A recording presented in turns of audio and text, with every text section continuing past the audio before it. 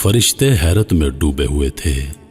کیا یہ وہی انسان ہے جس کی تخلیق کے وقت نقطہ اعتراض لگایا گیا تھا؟ زمین و فلک حیرت سے پلک جھپکنا بھول چکے تھے۔ روز اول سے کرۂ ارض پر لاکھوں انسان آئے، کھایا پیا، زندگی گزاری اور پیوند خاک ہو گئے، لیکن قربانی اور ثابت قدمی کا جو مظاہرہ آج ہونے جا رہا تھا وہ اپنی مثال آپ تھا۔ بوڑھا باپ اپنے بیٹے کی گردن پر چھری چلانے لگا تھا اور جوان سال بیٹا فرما برداری سے سر جھکائے لیٹا ہوا تھا۔ باپ بیٹا دونوں خالق ارض و سما کے حکم کی تکمیل میں مگن تھے۔ باپ نے اللہ کا نام لے کر بغیر کپ کپائے اور ہچکچائے چھری چلا دی۔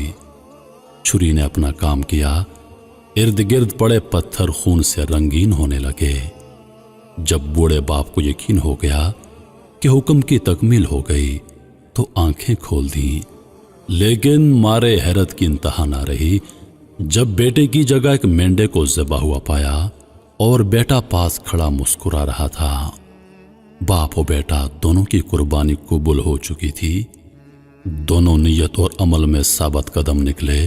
اللہ نے بوڑھے باپ ابراہیم علیہ السلام اور جوان بیٹے اسماعیل علیہ السلام کی اس ادا کو اتنا پسند کیا کہ قیامت تک کے لیے قربانی کو سنت ابراہیم قرار دے کر زندہ کر دیا، اور ابراہیم علیہ السلام کو اپنا محبوب اسماعیل دینے کے بدلے اللہ تعالیٰ نے اپنا محبوب حضرت محمد مصطفیٰ صلی اللہ علیہ وآلہ وسلم عطا کر کے یہ پیغام دے دیا کہ اس کی راہ میں قربانی دینے والے کبھی خسارے میں نہیں رہتے، نہ اس جہان میں نہ اس جہان میں۔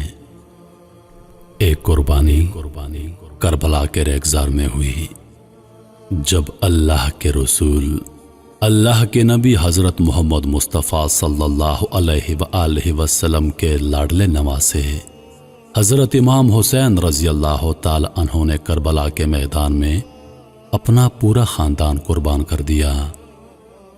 وہ مہینہ بھی قربانی کا، یہ مہینہ بھی قربانی کا، وہ بھی 10 کو، یہ بھی 10 کو، وہ بھی نبی کا لال، یہ بھی نبی کا لال، ان کی یاد بھی مانتے ہیں، ان کی یاد بھی مانتے ہیں۔ وہ ذبیح عظیم، یہ شہادت عظیم، ایک نے خواب نبھایا، ایک نے وعدہ نبھایا۔ وہ صبر کی ابتدا، یہ صبر کی انتہا، وہ کعبہ کو بنانے والے، یہ کعبہ کو بچانے والے، حضرت اسماعیل علیہ السلام، حضرت امام حسین رضی اللہ تعالی عنہ۔